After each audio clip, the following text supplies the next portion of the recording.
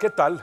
Buenas noches. Sean ustedes bienvenidos a este espacio de conversación de nombre Punto de Fuga con el gran maestro Pablo Iriart. ¿Cómo está, mi apreciable maestro? Pues muy honrado de estar con usted en el programa, profesor Quintanilla. Muy bien, vamos a echarnos una segunda parte de aquel tema que le llamamos la patografía.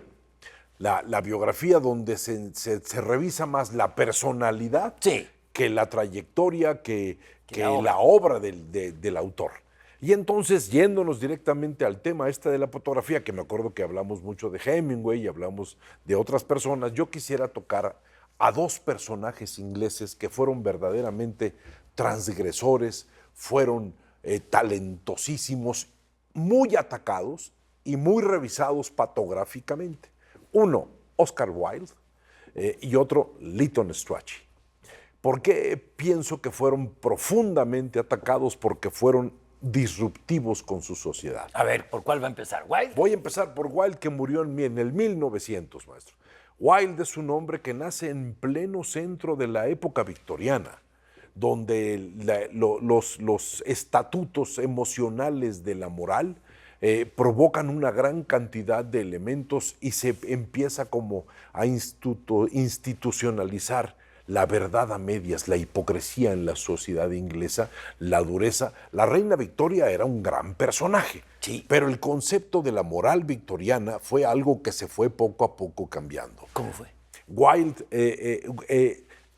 ellos pensaron que la precisión, el rigor, las cosas que la reina no permitía de alguna manera que sucedieran, tenían que ser transformados en códigos morales.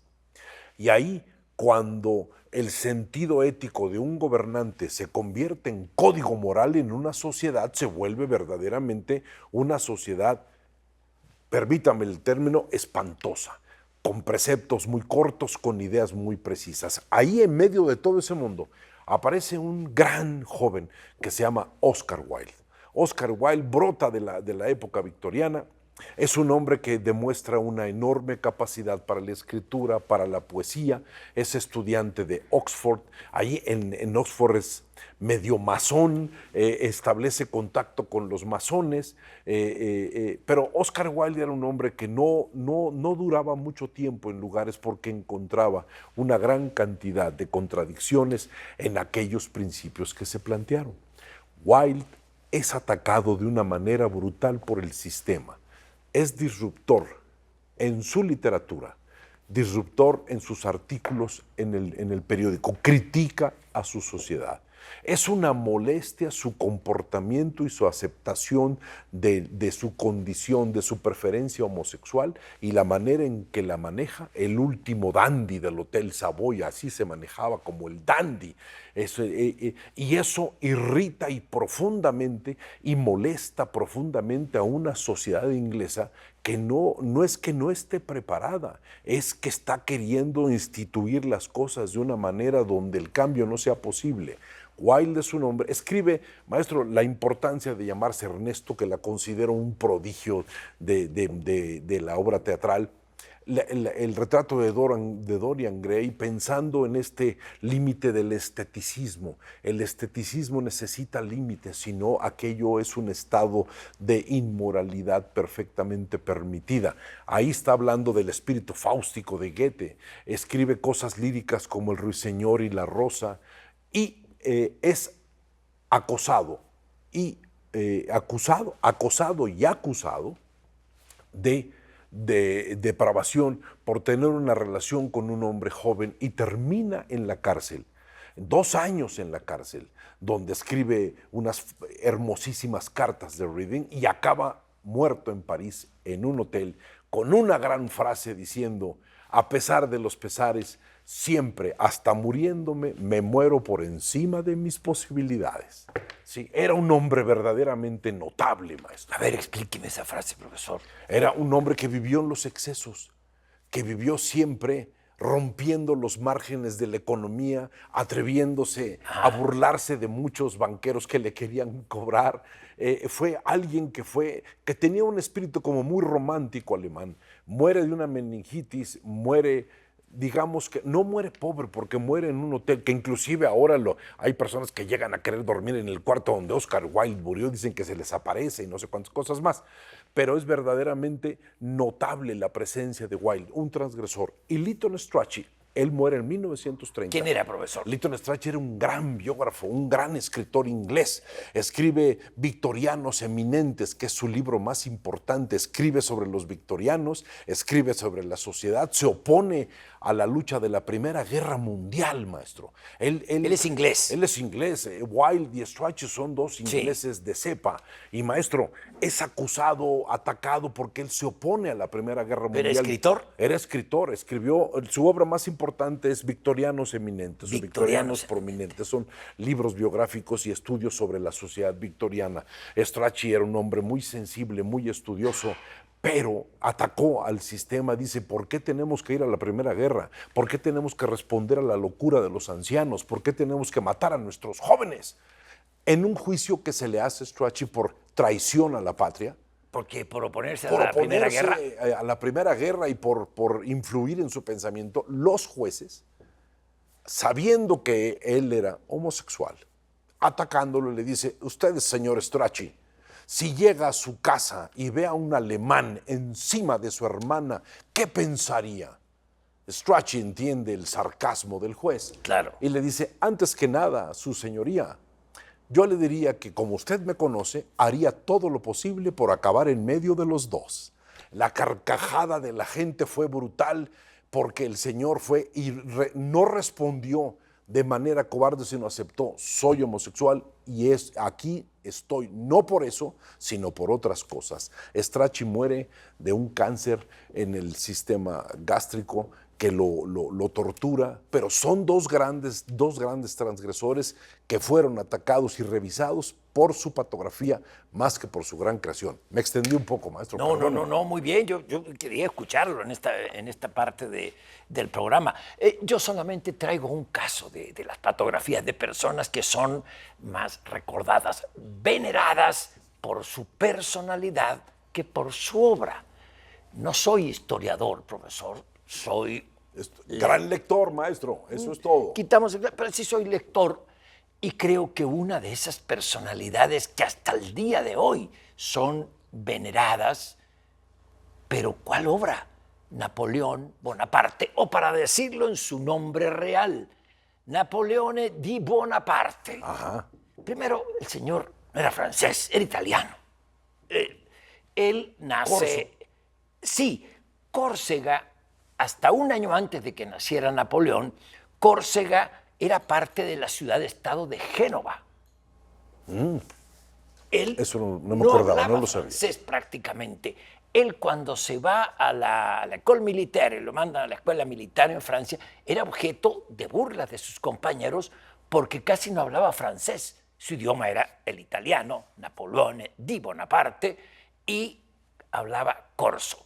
Regresa a Córcega a integrarse a la causa independentista contra Francia, donde militaban y actuaban todos los miembros de su familia. Y de inmediato cobra relevancia, nada más que una gran disputa con el líder nacionalista corso que luchaba contra los franceses o quería la independencia de Francia, después de haber estado 500 años en la ciudad-estado de Génova, no querían ser franceses. Napoleón tiene una gran disputa con Pasquale Paoli. Pasquale Paoli era el líder de la resistencia corsa. Bueno, después él tiene una brillante trayectoria militar, uno de los grandes estrategas de todos los tiempos, pero sus triunfos jamás estuvieron acompañados de un proyecto político claro. Cuando los éxitos militares no se acompañan de propósitos políticos claros, es una barbarie, decía Clausewitz, el gran teórico de la guerra.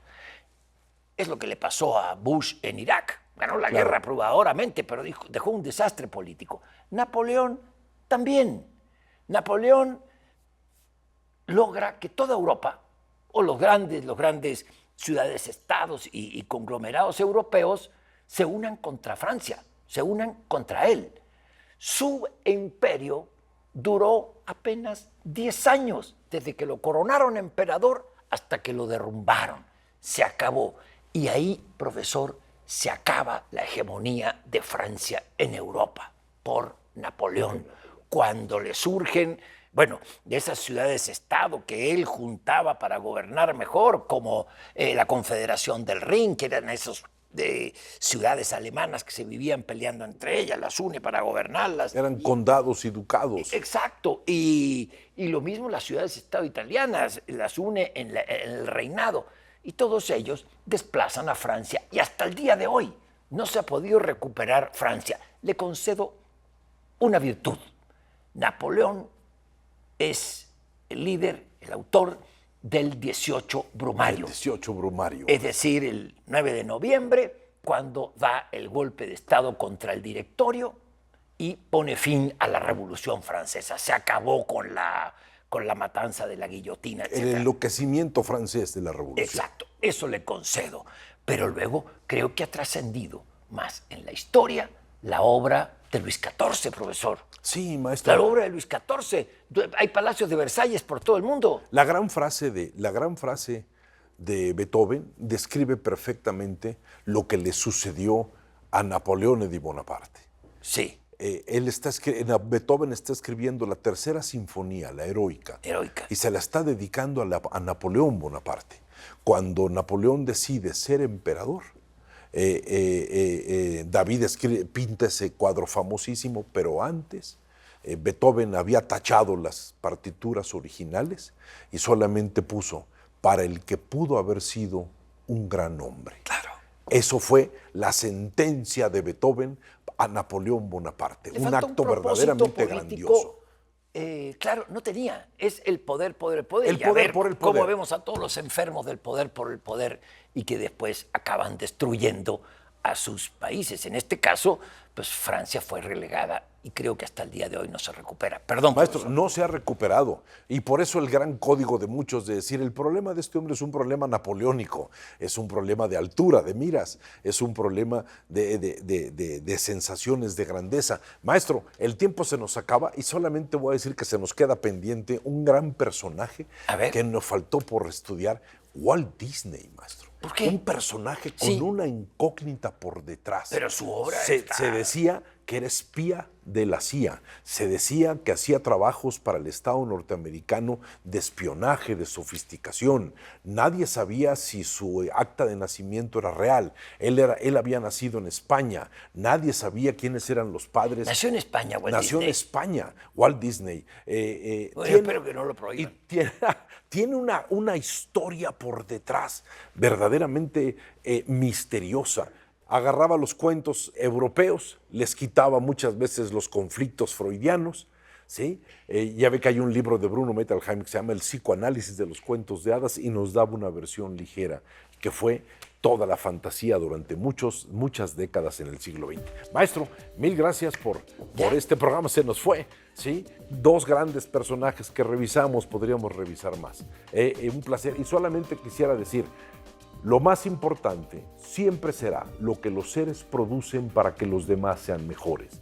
¿Qué hacen con su mundo íntimo? ¿Qué hacen con su privacidad?